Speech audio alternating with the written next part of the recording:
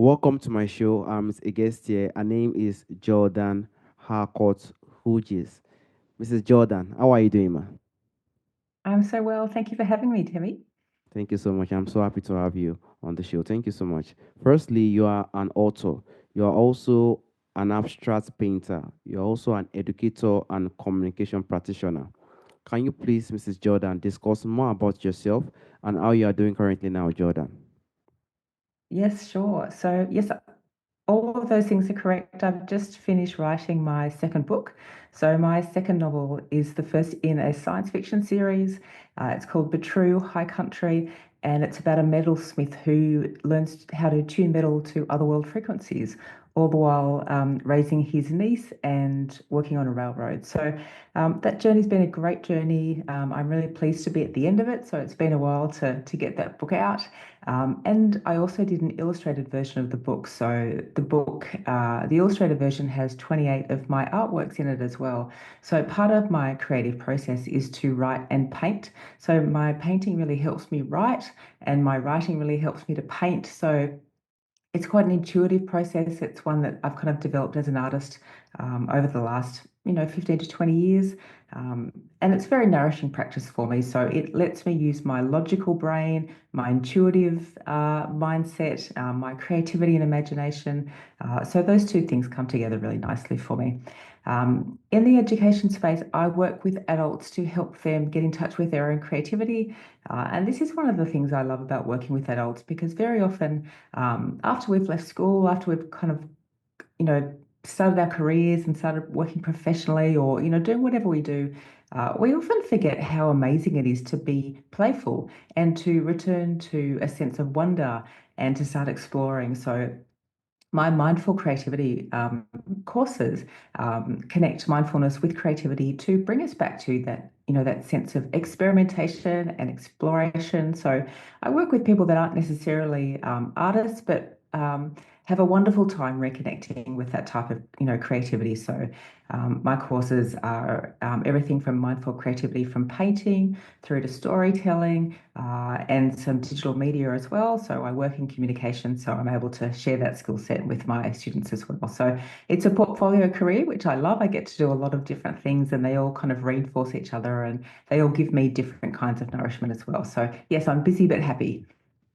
Exactly. Visible as happy. And it is very, very beautiful. Connecting two things together, writing and using it as a way to paint, then the painting brings it back to writing. And also, I don't know to know, maybe you also, because kids normally like all those things, something that deals with painting and writing. I do not know, maybe it's something you are into. Are you into something like that? Yeah, writing and painting. I mean, I love all aspects of creativity and I love anyone who loves to engage and explore. And as I was saying, we don't necessarily have to think of ourselves as artists or authors to enjoy these activities. As humans, creativity is in our DNA. It's there for everyone to explore. So I love the idea that anyone can pick up a pen, pick up a paintbrush and see what happens. It's such an adventure. Exactly. And aside from the Beatrice, I Country is out now. That's your book. Do you have more book you are planning to write in the coming future, Mrs. Yes. Jordan? Yes, I have so many. So, the next book that I'll be working on is actually a mindful creativity handbook. So, this is something I'm really excited about because it just takes the practice of mindful creativity to a bit of a deeper level where we explore specific areas. Specific areas of visual arts and connecting a specific theme of mindfulness to a specific type of creativity, and then looking at how you can use that in daily life. So, it's not just about, what you do in that 5 minutes where you're doing a little bit of creative play, but how you can really start to think about those skill sets that mindful creativity can help you build for life, because they're really life skills. They can really help us manage stress, manage how we think, and really not be so reactive and overwhelmed in the world, which is really helpful because the world can be very overwhelming. So I'm hoping that handbook gives people some really nice tools to explore and play and really know more about the practice of mindful creativity as well. And then, of course, I will be writing Oh, sorry. Then the next book will be the third book in the Batru series. So really, that'll be taking those ideas further. And then once I've got that trilogy, I'll be then starting a new trilogy set in the same world, but from the viewpoint of some of the different characters in the storylines. So that's exciting as well. And then I have a few other fiction novels that will be started, no doubt, in the coming year. That might take me a few years to finish, but just being immersed in the world of writing is something that I love. So it's nice to have a pipeline of projects that, could take me another 5 to 10 years to finish them all, but that's all right. It's just being in the process is actually what I love. Exactly. Creativity is very, very powerful. Where it takes a lot of energy due to everything deals with the brain. It has to come from the brain. Everything has to come with that creativity, which will make it more attractive to the people, which is very, very powerful in our in our time today. And I would like to also dive to the point of mindful creativity. Creativity at times some people might want to define creativity in different ways of their understanding. But in your own way, how can you define mindful creativity?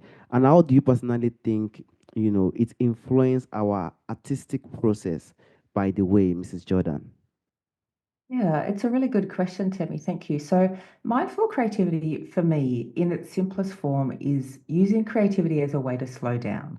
So, we live in a very busy world. So, there's so much going on, and we've got so many things coming at us in every day. So, we've got, the demands from daily life. We've got the media telling us so many different things, and it's very hard to find a way to slow down. And particularly, I think for me, um, because I do a lot of different things and I work with people who are also very busy, I wanted us to be able to find a way where we could just take some time to be with ourselves, be with our thoughts, and really just remove ourselves from the busyness of life. So, mindful creativity can be many different things, actually. I don't know that there is any one thing that you would say that is mindful creativity, but it's using the practice of mindfulness, and that includes things like breath work, meditation, visualization, and it really, when you add that to creativity, it's an incredible mix because mindfulness by itself is an incredible toolkit, and creativity by itself is also a wonderful, wonderful thing to be exploring. But when you add those two, they're very powerful. So when I practice mindful creativity for myself, that could be taking 5 minutes to do some journaling and some reflective practice. So thinking about the day, thinking about what triggered me or what excited me, and what that means, and how I might do something differently tomorrow. It might mean getting out into nature. So taking a mindful moment in nature might just be getting out and doing a walk in, somewhere where there's forest or a lake or the beach, and just really soaking up that great natural energy. Um, on another day, it might mean that I just spend some time doodling. I might get out some scrap paper, a few pens and paper, and really just spend 15 minutes listening to music, having some downtime, and just seeing what happens with my pens and paper. And I don't need to have anything planned, which is what I love about it as well. And then other times I might sit down and do a meditation and do some visualization techniques, which help trigger my imagination and get me thinking about how I want to be in the world. And then that will also influence my actual painting work as well. So those are a few things that mindful creativity can be, but they can be many different things. It's up to us, I think, to imagine how we use these activities. But there are some great mindfulness tools that I think are really powerful and can help us really grow as artists. And that's because, I think particularly for creative people, we can feel very sensitive. So particularly when we put our artwork out there, so we can feel vulnerable, we can feel worried about what people might think of it. And mindful creativity can really help us to look at some of the things that we come up against when we try and do creative work. So I thought I'd share with you four of the things that mindful creativity can help us with. So, one of the practices that I love from mindfulness is something called beginner's mind. And beginner's mind is the idea that we don't have to be an expert. We don't have to know what we're doing all the time. We can come to something as a beginner. And again, if we look to the example of children, children have a wonderful time and they're not experts, they're just having fun and playing.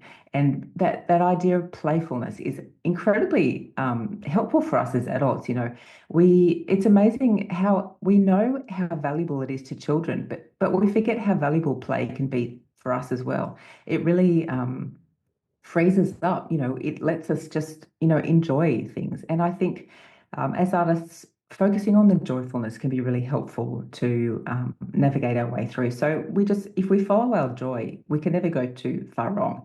Um, One of the other mindfulness practices is acceptance. So, acceptance is about accepting where we are in our journey, where we are with our creative work, where we are with our life, and knowing that there's highs and lows. So we don't always have to be having the perfect day in the studio. We don't always have to be making amazing art. It's not like that. No career is like that. No type of work lets you be winning all the time. So being able to have the highs and lows and be okay. It's just the nature of things. So some days I'll go into the studio and I'll fluff around. I won't find anything that inspires me. I'll do a few little bits and pieces and I'll walk out thinking, that was a pretty average day. And then the next day I'll have an amazing hour and I'll do five incredible things that I'm really excited about. And you can never tell. You can never tell what kind of day that you're going to have. I think it's really just important that you show up and that you understand that you may have a good day or you may have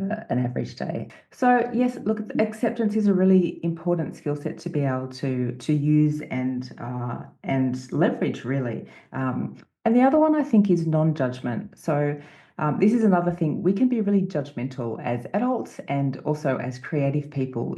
We can be very critical and particularly of our own work. And I see this a lot when people come into the studio with me to do courses with me or in the classroom. They'll work on something for an hour and they say, I hate it. It's terrible. It's not what I thought it was going to be, or it's not how it looked in my head. And, this is where our self-critic comes up very loudly, and we can start to be very dismissive of our efforts and be inclined to throw everything in the bin because it hasn't turned out the way we want. And really, I think the practice of mindful creativity lets us just stand back and observe what's happening. So we can observe these criticisms that we're coming up with, and as soon as we sorry, as soon as we have that ability to step back and observe our thought processes, we can see that we're actually being pretty hard on ourselves. And as soon as we notice that, we can start to shift our way of thinking. So we can shift out of that critical mindset into something that's far more encouraging and open. So we can start to just observe in different ways. We can start to say, oh, that's interesting. Look at what I did there. Never done that before. Or look at that little pattern that I made. Not the whole thing might not be great, but there's a little bit there that I really like. So I'm going to take a photo of it. I'm going to keep it in my library of things that I love, and I'm going to maybe expand on it another time. So mindful creativity really lets us look at our ways of thinking and really take a moment to shift that way of thinking, and that's a really great life skill because we can go through life critiquing ourselves all we want, but that's not necessarily helpful. That's not going to necessarily see us improve at all either as an artist. So except, non-judgment is really about finding a different way to be with our creative work, rather than just being really harsh, really hard, and trying to move out of that love-hate mindset as well. I love it or I hate it. It's great work or it's terrible work. I'm going to throw it away, or I hope someone loves it. We stepping out of that black and white mindset, I think, is actually really healthy for us. It doesn't have to be black and white all the time. There can be bits of good, bits of average, things that we can do better next time. But we should be encouraging of ourselves and each other because, again, it's about creativity and creative play. And once we get back to that playful space where we're not being so hard on ourselves, that's when the good work actually happens because we've lifted those expectations. We've kind of stepped away from that, really stressed space of having to think that we have to deliver something good. It's not really about that. It's just seeing what happens, I think, a lot of the time. I think what you are saying currently now is very, very important because people usually look at, I need to make it more perfect. I need to make it to be like this. You understand? Exactly. And that is very wrong. I think what is more important is that mindfulness. One has to go with the love and the passion of it through the mindfulness Yes. practice. If that can grow gradual and gradual, then one can just do whatever he or she is doing. And from there, one can use it to improve. I think if one can do that, one will not have this feeling of fear or rejection when they are bringing their products out because they have that love for it. So no matter how people sees it, they know that it's gonna be good. And even most of the time, those type of mindfulness character that really build an image. There are some paintings that one we do, some creativity ones we do that the person will think it's not nice. But when someone else sees it, will like, wow, this is beautiful, this is nice. You know, but Yes. you yourself didn't never even thought of it because of that mindfulness is there. You're doing just what you think one can do. I think that is very, very important in painting. One must just need to say, okay, let me do it like this. Let me see. No, just anything that comes, just go with it. That mindfulness is very, very important. I think the listener, I think I even personally Yeah. even learned from this. Thank you so much for that insight. But with this creativity, I know that if mindfulness is there now, the fear and rejection can't be there because one would definitely have those one sorted out. It won't be an issue. But the issue, most of the time is one can try to do it out of free will, but one might also want to also, have a little bit business side with it, like to make probably a living with it. You understand? It's not easy when someone is doing something like that, and it has to get to a time. One has to just try his or her best to make a living. So, how do you personally try your best to approach the business side? At why also staying true to that creativity. That mindfulness is there now. Someone is true to that creativity. Now, business side is coming. How can someone do it to just stay true to that creativity, Mrs. Jordan? Yeah, it's a really good question, and it's a really interesting thing to think about. And I think every creative person asks this question of myself: How can I be authentic? How can I do the work that I really love? And how can I make money? How can I support myself? And I think the way that I have done it is to have a portfolio career. So I think if we put pressure on ourselves to make all of our money from our artwork, that can be very challenging. So I make some money from my painting work, some money from my writing, some money from my teaching, some money from my work in communications, and all of that sustains me both spiritually and emotionally and financially. So I think for me, it's actually figuring out a mix that helps us do all the things that we want without putting too much pressure on ourselves. Because I do think if you try and make your whole living from a single creative practice like painting or writing, it can be really challenging. And the pressure, it's not so much the fact of the money, it's the pressure that we then have on ourselves, which can, I think, limit our creativity. So I've always found that when I'm worried about money, or I'm worried about where the money's coming from or how I'm going to pay the rent, my creativity just drops away and I can't make art when I'm worried. And so for me, the way that I've gone about it is to as I said, have a portfolio career where I'm using my creativity in different ways for different people and for different audiences. So the things that I truly love the most are probably the teaching, the studio work, and having that time to engage with students. And I have students in a number of different environments. So I have people in my studio. I work in a community college. I also lead creative teams, so I do some training and development with teams. And so that creativity comes through in many different ways. And all of those audiences and people and networks engage with that creativity very differently because they all have different things that they're looking for. So I think we have to think about who can I serve with my creativity and how can I reach them where they are? So it may not be, not everyone may be looking to buy a painting, but they may be looking to explore their own creativity, once a week at night school. So you might like to offer, different ways of experiencing creativity where you can share your creativity with them, but it may not just be in the purchase of a thing like a product. So there are different ways to get out and share your work with the world. So, it may, having an online shop is great, and it's something all artists should be thinking about in terms of how they can sell their products. And there are different ways to sell products as well. So you can participate in local markets, um, you know, I participate in an arts trail in my local community, which means the whole community essentially supports the arts once a year. There's 2 weekends where basically everyone from the local community comes and visits you in your art studio, and it's a wonderful time to connect and share your work. And sometimes people buy things, but sometimes people just remember you. And I've always found the connection that you make with people, they might not buy something, but they will think about you for something else. So I've had people that I've met that will then invite me to speak at a meeting or a networking event, so that's another form of income that you can consider as well. So I think just being open to all the different ways that you can be in the world and be sharing your creativity, I think is a great way to think about the money side of art and creativity as well. I will definitely hope that that will not cease the way the creativity continues to come. Because when other thinking starts to come in, it definitely might affect, as you said earlier. Honestly speaking, life is very, very tough. When someone is doing something out of free Yeah, will, now someone have to think of yeah, the other side, and it starts to even affect the person, the way the person improves dramatically. The life is really, really tough. But creativity is powerful. Honestly speaking, creativity yeah, is powerful. No matter the art, we have art that have done tremendously well in the world we find ourselves today. Creativity is beautiful. It brings this sense of peace in one's mind, and that is what we need in our absolutely. time today. There are a lot of Yes, disconnection. All those things are happening. We need something that's really, really give us that peace, which is really, really powerful. yeah. Um, Mrs. Jordan, there's a question I normally ask during the end of the show. From our forefathers, there are a lot of things that do exist during our forefathers' time that is missing in our time today. If there is anyone or anything you would like to bring back to our time today, Mrs. Jordan, what do you think that thing would be, Jordan?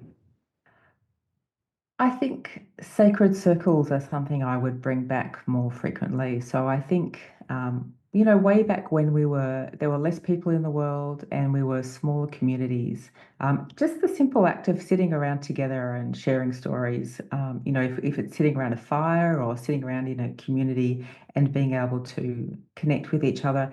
And whether that's through ceremonial practice or ritual or just singing, I think that, I certainly am looking for those kind of ways of, small groups of people coming together more. I think that's what I would bring back because, I think we're all online a lot, and I think that can be draining, particularly with social media. I think it's one of those things that you can connect a lot, but I think you also have to be able to disconnect as well.